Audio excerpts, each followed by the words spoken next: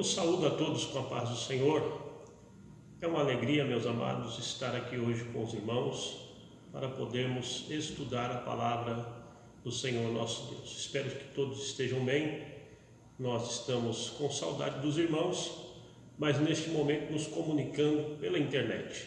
Quero louvar a Deus por esta oportunidade que o Senhor me concede e também agradecer a nossa superintendente da Escola Bíblica Dominical, a nossa irmã Thaís, que junto com os professores tem me concedido esta oportunidade de poder falar um pouquinho com os irmãos a respeito da palavra de Deus.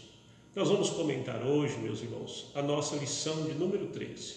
Esta lição está fechando o primeiro trimestre do ano de 2021. Tivemos algumas aulas presentes, mas agora estamos estudando a palavra de Deus através da Escola Bíblica da nossa sede, e também trazendo aos irmãos alguns comentários a respeito da nossa lição. Esta revista que nós estudamos, ela tratou o assunto o verdadeiro pentecostalismo. Ela foi escrita e comentada pelo nosso pastor Ezequias Soares. Ele foi o comentarista dessa revista e muito aqui nós aprendemos com os nossos professores, enriquecendo o nosso conhecimento para que a cada dia que aprendamos a palavra do Senhor possamos colocar em prática.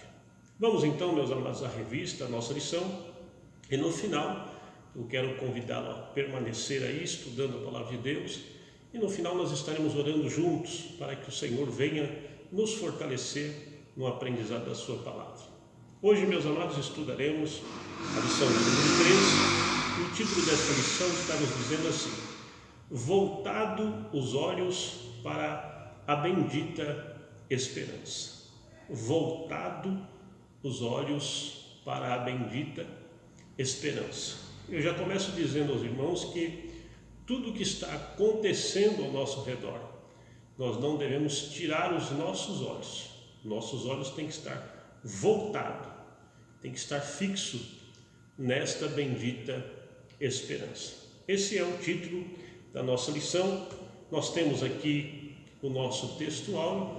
Muitos dos nossos irmãos têm revistas, certamente eles estão acompanhando pela revista. Agora os irmãos que não têm revista vão anotando aí os versículos bíblicos para que então os irmãos possam estudar com mais calma a palavra do Senhor. O textual diz assim: aguardando a bem-aventurada esperança e o aparecimento da glória do grande Deus e nosso Senhor Jesus Cristo. O textual está em Tito, capítulo de número 2, versículo de número 13. Então nós estamos, meus amados, aguardando. E por que estamos aguardando? Porque ainda não aconteceu. Mas nós vamos ver no decorrer desta lição que nós não estamos aguardando de qualquer maneira. Nós não estamos aguardando sem entusiasmo. Nós não estamos aguardando de maneira relaxada, não. No decorrer desta lição nós vamos aprender como nós devemos, sem tirar os olhos desta bendita esperança, aguardar então esta bem-aventurada esperança. Também, meus queridos irmãos, nós temos a verdade prática da nossa revista e ela nos diz assim: a nossa esperança é algo vívido e real. Não se baseia em utopia e nem em imaginação humana, mas em fatos revelados na palavra de Deus e confirmado pela história. Quero que você guarde principalmente o final desta frase: fatos revelados na palavra de Deus e confirmados pela história. Se você tem a sua revista, grife aí, risque esta frase, que nós vamos comentá-la um pouco mais à frente na nossa lição. Meus amados, a nossa leitura bíblica em classe, ela se encontra em Atos dos Apóstolos, capítulo de número 1, do versículo de número 6 ao 11. Eu quero ler com os irmãos este texto. Diz-nos assim a nossa leitura bíblica: aquele, pois, que haviam reunidos, perguntaram-lhe dizendo: Senhor, restaurará tu neste tempo o reino a Israel? E disse-lhe: não vos pertence saber os tempos ou as estações que o Pai estabeleceu pelo seu próprio poder, mas recebereis a virtude do Espírito Santo, que há de vir sobre vós, e ser-me-eis testemunhas, tanto em Jerusalém, como em toda a Judéia e Samaria, e até aos confins da terra. E quando dizia isto, vendo-o eles, foi elevado às alturas, e uma nuvem o recebeu, ocultando aos seus olhos. E estando com os olhos fitos no céu, enquanto ele subia, eis que junto dele se puseram 2 varões vestidos de branco, os quais lhe disseram: varões galileus, por que estáis olhando para o céu? Esse Jesus, que dentre vós foi recebido em cima no céu, há de vir, assim como para o céu o viste ir. Glória a Deus. Então esta, meus amados irmãos, é a nossa leitura bíblica em classe. Eu tenho aqui, para já iniciar com os irmãos uma conversa, eu tenho aqui na revista do professor um quadro que diz assim: interagindo com o professor. O comentarista, ele interage com o professor da revista e ele traz as seguintes palavras neste comentário: a expectativa dos pentecostais acerca da vinda de Jesus não é fator secundário, mas essencial. Não se trata de uma doutrina que pode ser negociada, mas que deve ser afirmada com muita sinceridade. A convicção de que o nosso Senhor Jesus pode voltar a qualquer momento tem impacto em nossa prática de evangelização, santidade e fidelidade com o Senhor. Eu quis transmitir aos irmãos este comentário que o nosso irmão Ezequias Soares faz com os professores. É importante nós entendermos que a vinda de Jesus tem que ser tratada por nós não como fato secundário, mas como algo primordial, e que ela é inegociável. A vinda do Senhor Jesus Cristo, nós que estamos aguardando a vinda do Senhor, isto é que nós não podemos negociar esta fé, nós não podemos negociar esta esperança. No momento que nós estamos vivendo, nós somos tentados a negociar esta esperança, mas ela é inegociável. Agora, há algo, meus amados irmãos, que ele nos diz aqui que me chama muito a atenção, e eu quero compartilhar com os irmãos. Quando ele diz que a esperança da vinda de Jesus Cristo, ela tem impacto direto, ou ela tem influência direta na vida do verdadeiro cristão de 3 formas. E aí eu coloquei aos irmãos um pouco abaixo da leitura bíblica em classe, quando ele diz assim: a convicção que Jesus virá nos buscar tem impacto direto na prática da nossa vida em 3 aspectos. Evangelização. Quem está aguardando Jesus buscar a igreja, quem está com a viva esperança do arrebatamento em seu coração, tem que ser um evangelista, tem que ser um evangelizador, porque assim, evangelizando, ele está cooperando para esta promessa, ele está trabalhando com fervor desta promessa em seu coração. Primeiro aspecto: aquele que está aguardando o arrebatamento da igreja está diretamente influenciado na evangelização. Segundo aspecto, ele está influenciado, ele está na prática da santidade. Deus disse que Ele é santo, a sua palavra diz que Deus é santo e Ele exige que nós sejamos santos.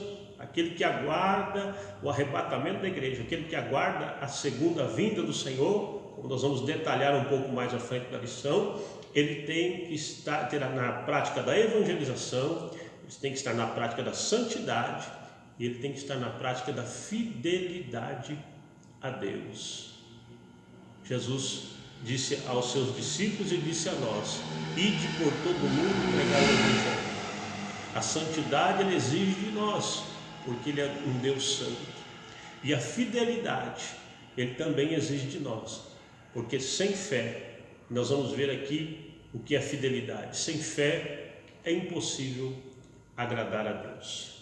Queridos, vamos um pouco mais à frente, entrando no nosso primeiro tópico, o tópico de número 1, mas apenas lendo aqui aos irmãos a introdução e comentando os tópicos, porque nós não leremos todos os tópicos na íntegra, mas a introdução diz assim: a expressa bendita esperança se refere à segunda vinda de Cristo, que é a esperança da igreja desde que Jesus retornou ao céu. Essa expectativa vem aumentando à medida que o tempo vai passando.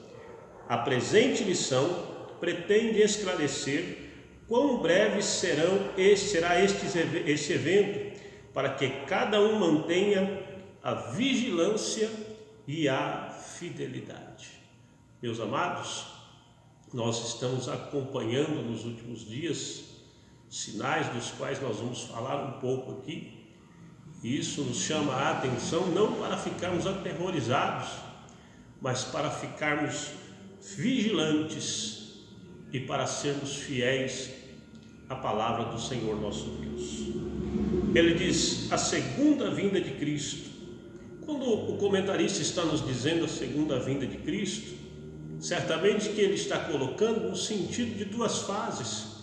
Cristo veio a esta terra, morreu por nós, por nossos pecados na cruz do Calvário, e o texto que nós lemos como leitura bíblica em classe nos diz que os discípulos estavam olhando para o céu no momento em que ele está sendo recebido nos céus, no momento em que ele está subindo, a nuvem o encobre. Esta foi a sua primeira vinda. A segunda vinda, certamente que o comentarista está passando a nós aqui, ela se dará alguns irmãos chamam de duas fases. Vamos tratar duas fases.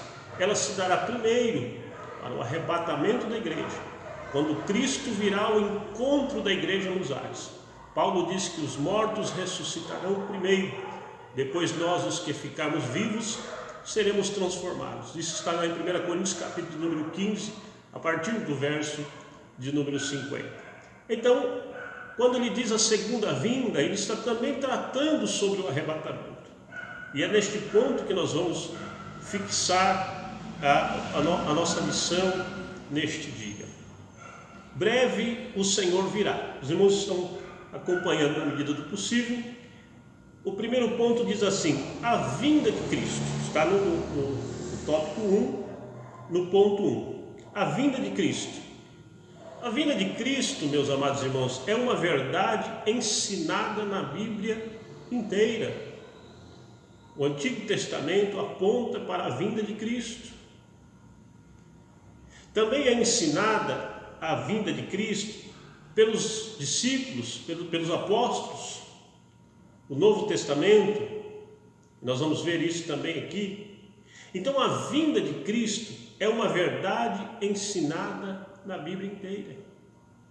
Se nós examinarmos as Escrituras, se nós lermos as Escrituras, nós vamos ver que Jesus deixou esta promessa que vem buscar o seu povo. Agora, algo que o comentarista nos diz aqui, neste ponto 1, que é interessante. O cristianismo concorda que Jesus virá. O cristianismo concorda que Jesus virá. Ele virá, ele já veio, morreu, ressuscitou, foi assunto ao céu, deixou a promessa que virá. Então o cristianismo concorda nisso, concorda que Jesus virá. Agora, não é unânime quanto à maneira como isso vai acontecer. Então, meus amados irmãos, aqui entra aquela questão de pré-tribulacionista, pós-tribulacionista, né? Não é isso que nós queremos discutir aqui com os irmãos, não é assunto para o momento, mas o que eu quero deixar aos irmãos é que nós, pentecostais, da Assembleia de Deus, acreditamos. O que nós acreditamos? Primeiro, meus amados irmãos, nós precisamos conhecer a nossa chamada declaração de fé. Eu tenho em minhas mãos aqui a declaração de fé, que nos fala um pouquinho sobre este assunto. Porque às vezes nós somos professores de escola dominical, somos pregadores da palavra de Deus, ensinadores, e nós não conhecemos a nossa declaração de fé. A nossa declaração de fé, ela diz no que nós cremos, né? É declarado nesse texto o que nós cremos. nós pentecostais, da Assembleia de Deus, o que nós cremos com relação à vinda de Jesus Cristo? Jesus vem buscar a igreja antes da tribulação, ou Jesus vem buscar a igreja durante a tribulação, depois da tribulação, já no milênio? O que nós acreditamos? Então a nossa declaração de fé, meus amados, que nós obreiros devemos sempre ter em mãos, né? Nós ensinadores devemos ter em mãos a nossa declaração de fé. Na nossa página, a página do número 103, eu não vou me estender aqui na leitura, mas eu fiz uma marcação do texto aqui, que diz assim: cremos, professamos e ensinamos que a segunda vinda de Cristo é um evento a ser realizado em duas fases. A primeira é o arrebatamento da igreja, antes da grande tribulação. Isso é o que nós cremos, meus amados irmãos. Está na nossa declaração de fé das Assembleias de Deus. Então nós cremos que o arrebatamento se dará antes da grande tribulação. Momento este em que nós, os que ficarmos vivos, seremos arrebatados. 1 Tessalonicenses, capítulo número 4, versículo de número 17.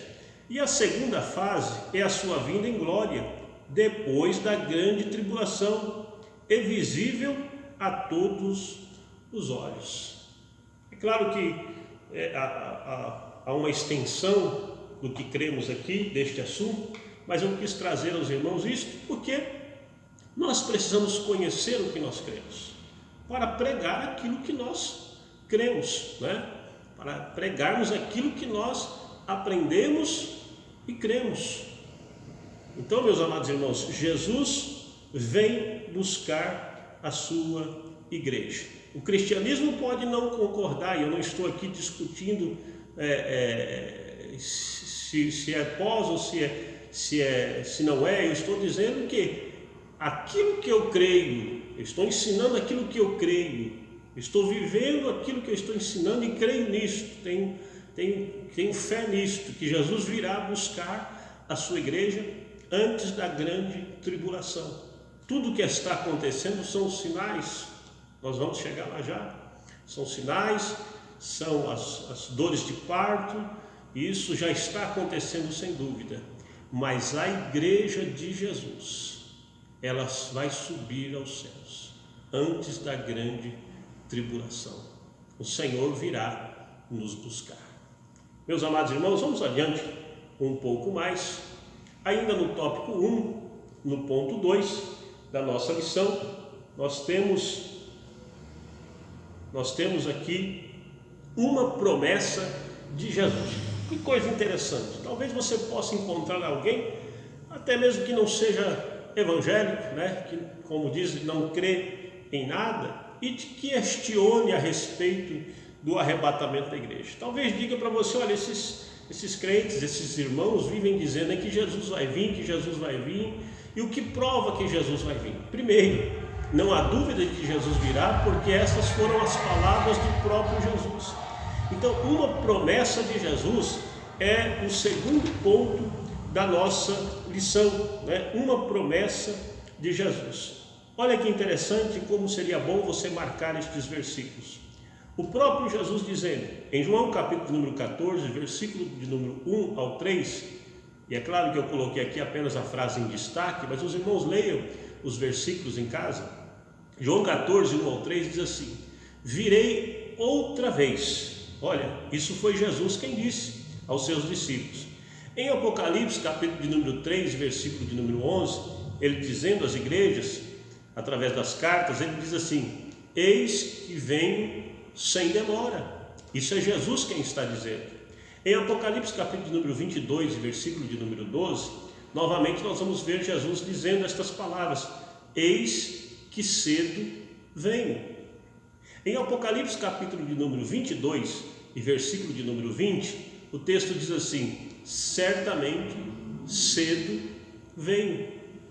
Então, por que é que nós cremos que Jesus voltará? Por que é que nós cremos que Jesus virá buscar a igreja? Porque estas foram promessas ditas pelo próprio Jesus Cristo. estão registradas na palavra de Deus, e nós cremos que a palavra, a Bíblia, é a palavra de Deus. E o próprio Deus, o próprio Jesus Cristo, está afirmando que virá. Mas olha que interessante, meus amados irmãos, talvez você não tenha percebido ainda, mas pelo menos uma vez por mês você renova esta esperança. Nós temos a nossa ceia e uma vez por mês nos reunimos para cear. Nós temos um texto de reflexão, não é um texto de costume, é um texto de reflexão. 1 Coríntios capítulo de número 11, e certamente nós o lemos na nossa ceia, e ao lermos este texto, há um versículo que renova em nós esta esperança. Veja comigo, 1 Coríntios capítulo de número 11, versículo de número 26, que diz assim: porque todas as vezes que comerdes este pão e beberdes este cálice, anunciais a morte do Senhor até que venha. Olha que coisa maravilhosa, quando você está ceando, meu irmão. Por isso que você não deve desprezar a ceia. Quando você está ceando ali, você está anunciando a morte de Jesus, mas ao mesmo tempo está profetizando a sua vinda, está renovando a aliança, a esperança no seu coração da vinda de Jesus Cristo. E às vezes isso passa até desapercebido por nós, mas que o Espírito Santo renove em nós essa esperança, e que não só na ceia, mas em todos os momentos nós possamos estar com os olhos voltados, com os olhos fixos nessa bendita esperança. Meus amados, ponto 3 ainda do tópico 1, sinais claros deixados por Jesus. Isso está na nossa lição, no tópico 3, no tópico 1, o dia se aproxima, né? Esse é o ponto 3 do tópico 1. O dia se aproxima.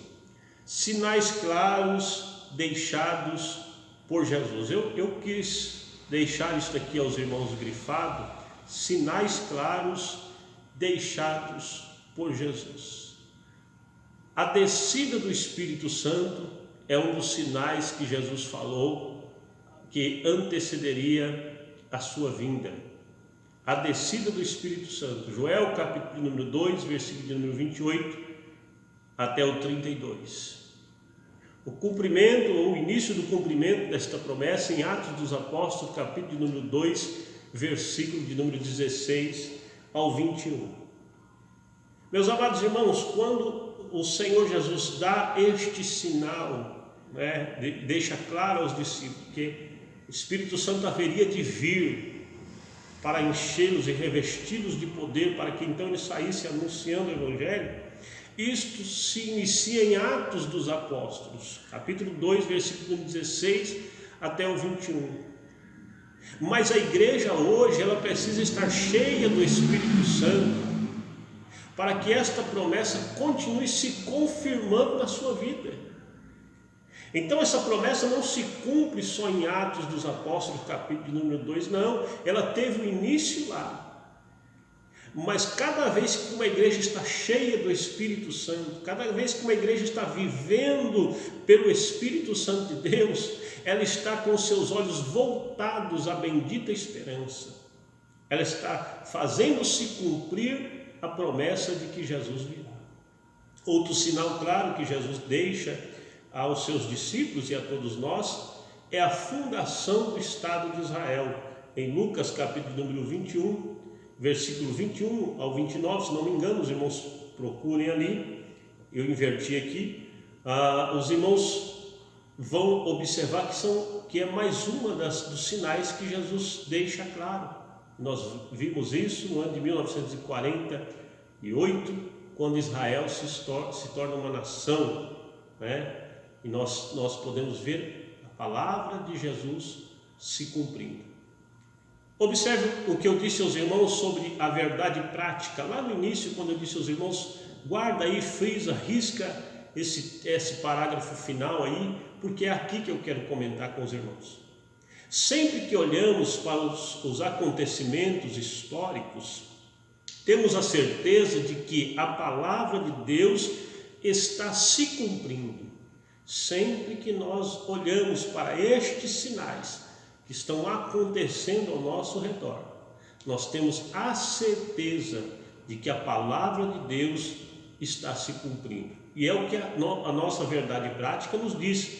A história, meus amados, ela não acrescenta, ela só confirma o que a Bíblia diz.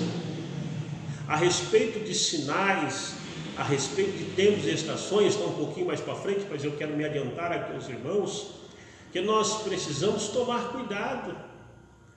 Muitas das vezes, por não ter um alicerce na palavra de Deus, por não estar firme na palavra de Deus, não ser um aluno da escola bíblica dominical, não ser um frequentador dos cultos de ensino, não ser um leitor da Bíblia, um estudante da palavra de Deus, não ter tempo, não tirar tempo para estudar a palavra de Deus. Muitas das vezes eu vejo irmãos que são levados por qualquer notícia, e hoje as notícias, sendo verdadeiras ou falsas, elas circulam muito rápido. Então muitas das vezes se dá muita ênfase ao que diz um cientista, e às vezes até um astrólogo e outros mais, se dá muita ênfase naquilo, esquecendo que a nossa base é a palavra de Deus. Eu estou dizendo que nós devemos desprezar estes assuntos.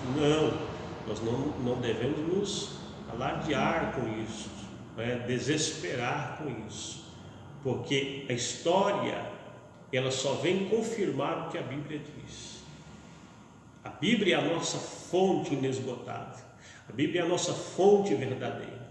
Tudo que nós precisamos saber, a Bíblia nos revela, com oração e leitura, com a ajuda do Espírito Santo.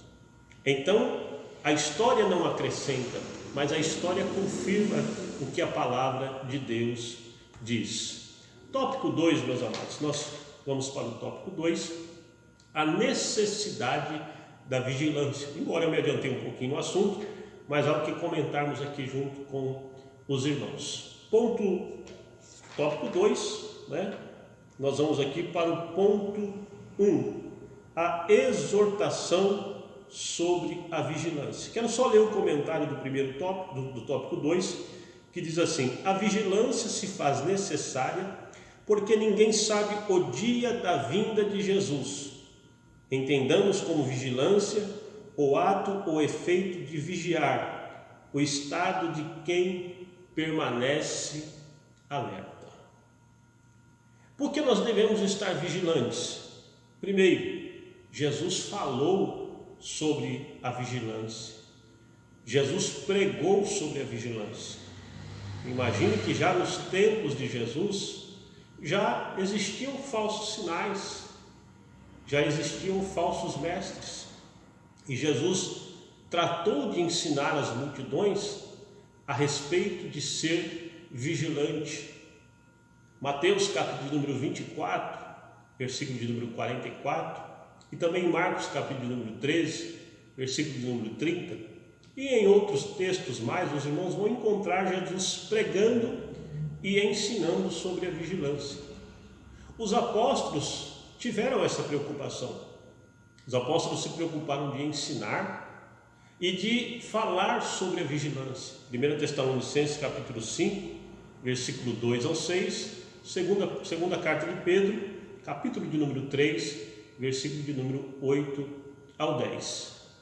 Se Jesus falou sobre vigilância, se os apóstolos falaram sobre vigilância, há uma necessidade de nós continuarmos falando sobre vigilância. Há uma necessidade de continuarmos exortando uns aos outros a necessidade de estar sempre vigilante. Meus amados, que nós possamos orientar uns aos outros, que nós possamos animar uns aos outros, exortar-vos uns aos outros, para que sejamos vigilantes. Tópico 2, no ponto 2, diz assim: os alardes, ou os alarmes, falsos. Porque nós somos advertidos a estar vigilantes, porque os alarmes falsos, eles surgirão. Há muitas pessoas, meus amados irmãos, que já tentaram cravar datas para o arrebatamento da igreja, e outras até para o fim do mundo, né? Se falando de forma bem rápida aqui, quem não lembra do bug do milênio, quando de 1999 para o ano 2000, os computadores iam entrar em pânico, então muitos ali apregoaram o fim do mundo, porque o mundo estava sendo praticamente que dominado pelos computadores. Então houve-se muitos nesse aspecto profetizaram, e muitos pastores incorreram no erro de marcar a vinda de Jesus. Eu fiz até uma anotação simples aqui aos irmãos de um pastor por nome de William Miller, que marcou o arrebatamento da igreja para o dia 22 de outubro de 1844. Fez lá suas fórmulas, os seus cálculos, usando até mesmo a Bíblia, e disse: olha, Jesus vai voltar para buscar a igreja em 1844.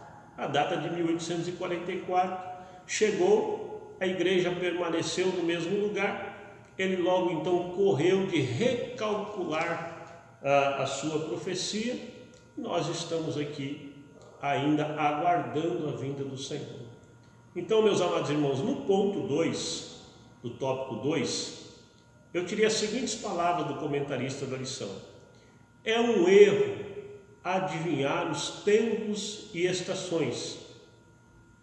O dia e a hora dessa bendita esperança é exclusiva de Deus.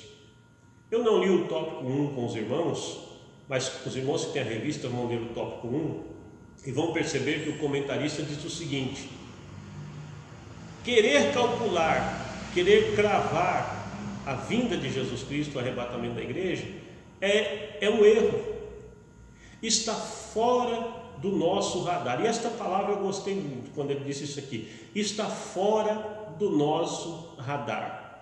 A palavra de Deus rejeita, meus irmãos, toda e qualquer falsa expectativa a respeito da vinda do Senhor. Meu amado irmão, não está na Bíblia, não tem base bíblica, não está de acordo com a palavra de Deus, rejeite, porque a própria Bíblia rejeita.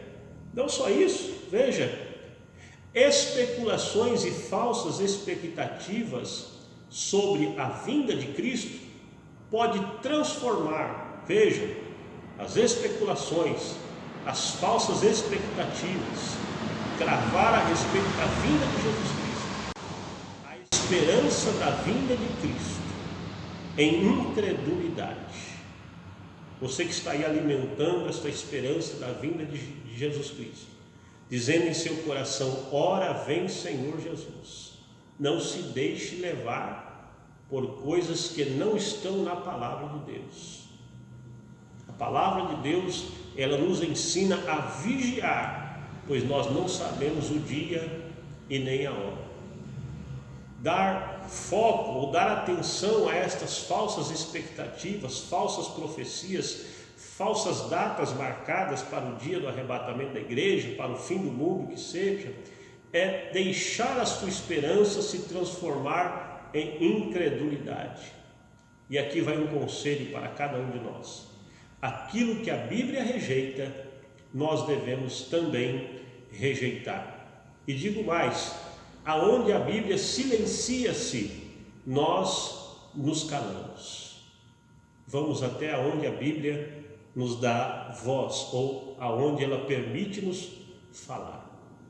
Tópico 3, meus amados, nós estamos encaminhando-se para o final da nossa lição. Tópico de número 3, vivendo com fidelidade. Primeiro nós vamos definir o que é fidelidade, né? No nosso tópico 3 aqui da nossa lição.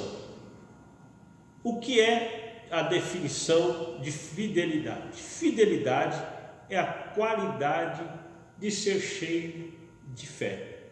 Isso aqui é fidelidade. Não é aquela fé do dom sobrenatural. É aquela fé de se manter fiel ao Senhor, independente da circunstância, independente do que está ocorrendo ao nosso redor. Permanecer com os olhos voltados à bendita esperança e permanecer fiel ao Senhor. Viver com fidelidade a Deus é adotar um estilo de vida. O comentarista nos diz isso aqui, que é viver com fidelidade, ou seja, estar cheio de fé diante de Deus é adotar um estilo de vida. E aqui eu quero fazer uma pergunta a mim mesmo e aos irmãos. Que estilo de vida nós temos adotado? Nós que estamos aguardando a tão bendita esperança, nós que estamos aguardando o arrebatamento da igreja, que estilo de vida nós temos adotado? Será que estamos vivendo o estilo de vida em que a palavra de Deus nos orienta? A maneira como as Escrituras nos ensina? Ou nós estamos vivendo o estilo de vida do mundo, um estilo de vida mundana? Meus amados irmãos, pensemos nisso. O fato de não sabermos o dia e nem a hora não é ocasião, não é para nós oportunidade de vivermos no pecado, na prática do pecado, numa vida mundana, mas vivermos em santidade e fidelidade a Deus, exatamente porque não sabemos o dia e nem a hora. O arrebatamento, meus irmãos, é certo. Jesus virá buscar a sua igreja. Mas perceba quantos de nossos irmãos que individualmente, nesta situação que estamos vivendo, estão voltando para casa, estão indo para o céu, estão sendo arrebatados.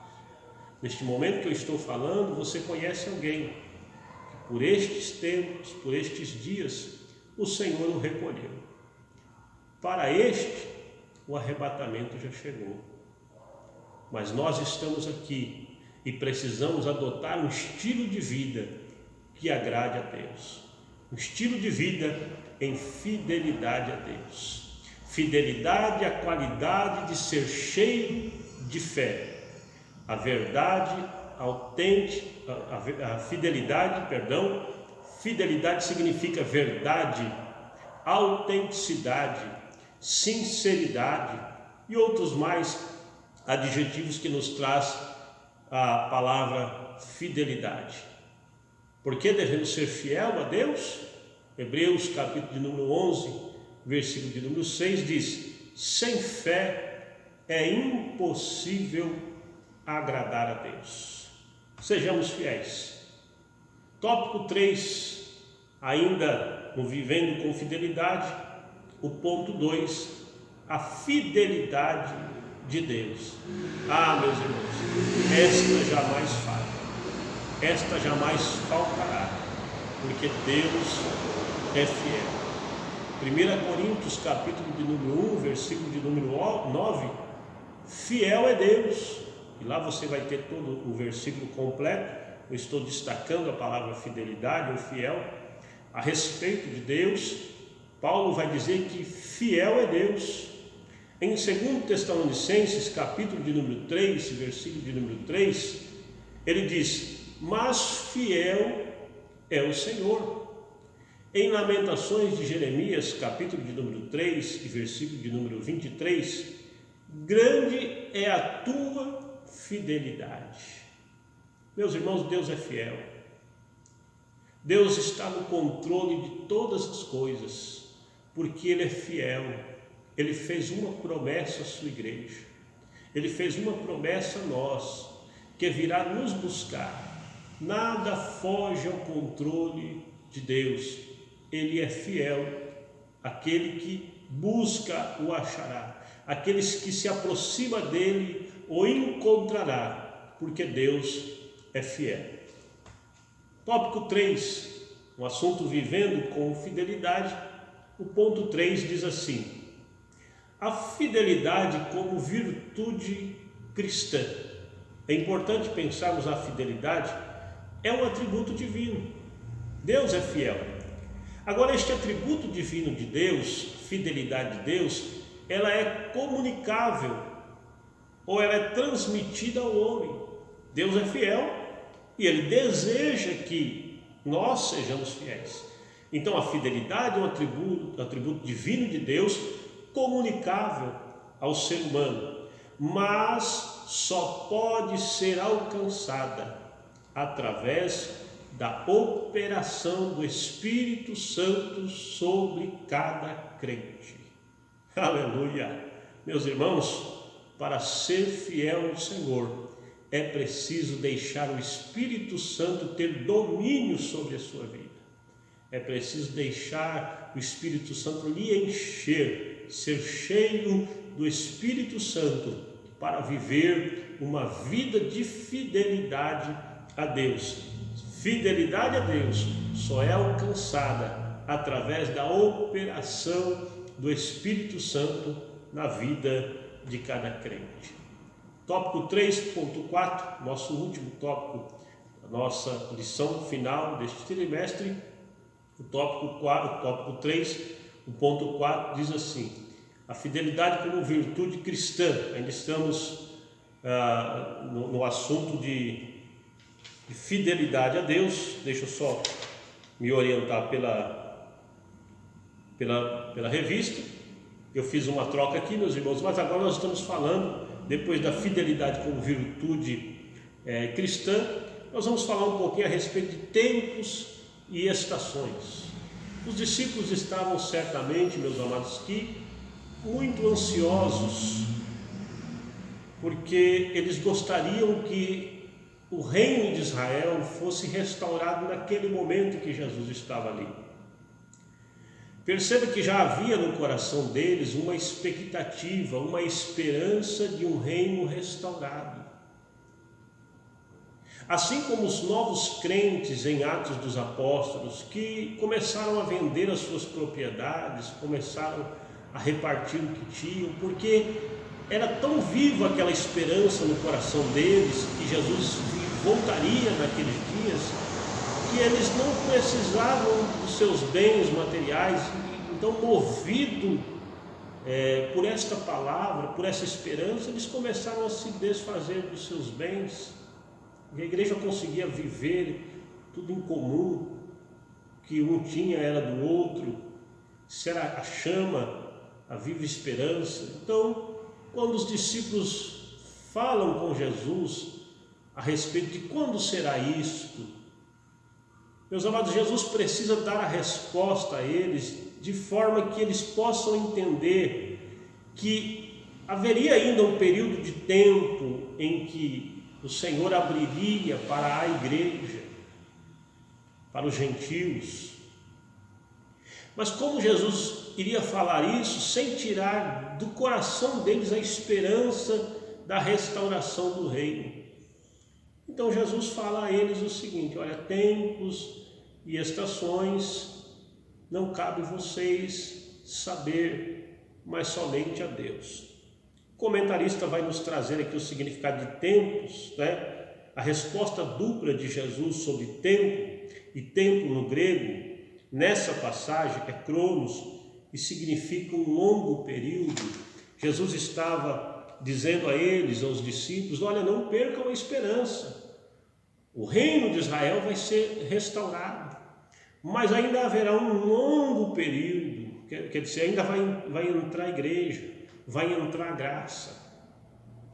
Este período, meus amados irmãos, nós estamos nele. Mas ao mesmo tempo que Jesus diz a eles, um longo tempo, Jesus também está dizendo a eles o seguinte, que no tempo kairos significa ocasião, e que se refere ao evento crítico, deve acompanhar o estabelecimento do reino. Jesus está dizendo o seguinte para eles e para nós, que tem um período para este dia.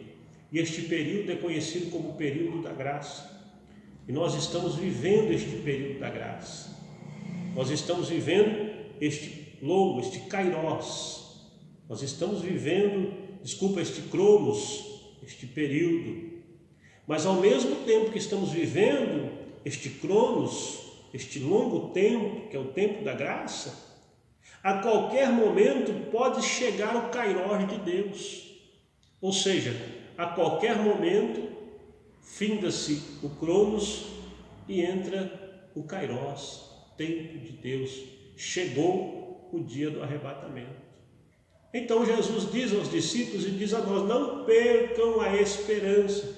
Vocês vão ter que esperar um pouquinho ainda, mas esperem olhando, com os olhos fitos nesta bendita esperança. Por isso que nós não devemos, de certa forma, nos preocupar quando será, mas se preocupar em estar prontos para que, quando acontecer, nós estejamos com Ele. Meus amados irmãos, nós vamos um pouco mais adiante aqui na conclusão da nossa lição. Ser fiel a Deus durante toda a nossa vida. É isso que vai nos dizer a nossa conclusão. A nossa fidelidade a Deus, meus irmãos, não pode estar condicionada a nada deste mundo.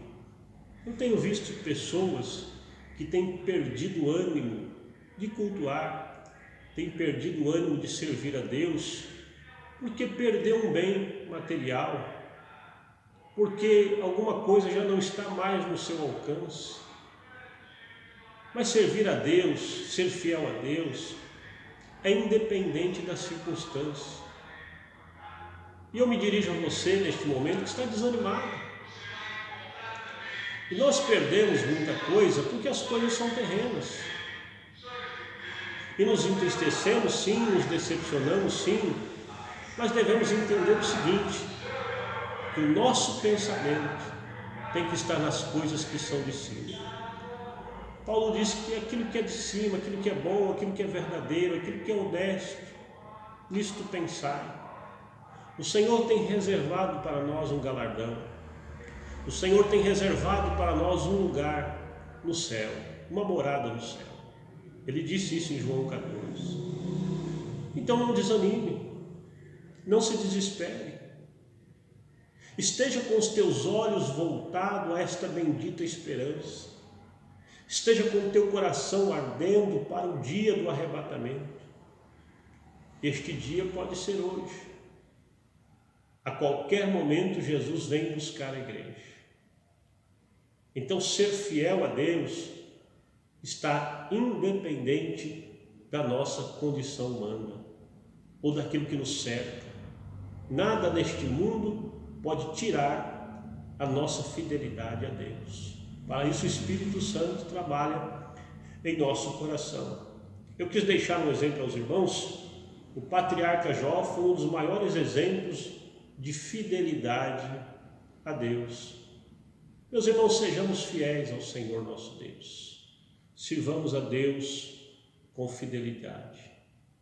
Os dias são maus, os sinais que a Bíblia nos mostra está se cumprindo cada dia mais. Mas ergamos a nossa cabeça, porque esta bendita esperança de que Jesus virá buscar a sua igreja está ardendo em nosso coração. Eu quero fazer uma oração com você neste momento. Quero pedir a você que eleve os seus pensamentos aos céus. Se você encontra abatido, se você encontra desanimado, ore comigo. Se você está fortalecido por esta palavra, ore comigo também. Há muitos irmãos que estão sendo alcançados por esta palavra. E eu tenho certeza que Deus estará renovando a cada um dos nossos irmãos. Senhor nosso Deus e nosso Pai, queremos te agradecer, Senhor, pela tua palavra ministrada ao nosso coração. Enquanto aqui falo a tua palavra, sinto a tua presença neste lugar e sei que o Senhor está operando nas nossas vidas. Senhor, eu quero orar com os meus irmãos neste momento e pedir a tua graça, pedir a tua misericórdia, Senhor, para que entres em cada lar nesta hora, Senhor, e que por esta palavra venha renovar, ó Deus, o ânimo do teu povo, venha renovar a bendita esperança. Aqueles que têm tirado os olhos, Senhor, da bendita esperança, possam para lá olhar novamente e fixar os seus olhos. Ó Senhor, nós pedimos a Ti, renova a esperança do Teu povo, firma os passos do Teu povo, Senhor, não deixe olhar para trás. Nós rogamos o Teu favor e a Tua misericórdia, Pai. Entra neste lar, entra nesta família, Senhor, nesta hora, e renova, Senhor, pois nós estamos aguardando, Senhor, vir buscar a Tua igreja. Os dias são maus, os dias são difíceis, Senhor, mas ainda cremos e esperamos em Ti, que é o nosso Redentor e o nosso Salvador. É o que te peço, Senhor, e te agradeço em nome de Jesus. Queridos irmãos, mais uma vez eu quero agradecê-los pela paciência de me ouvirem aqui. Quero louvar a Deus pela companhia de todos vocês. Deus abençoe, tenham todos uma ótima semana. Fiquem com Deus, na paz de nosso Senhor e Salvador Jesus Cristo.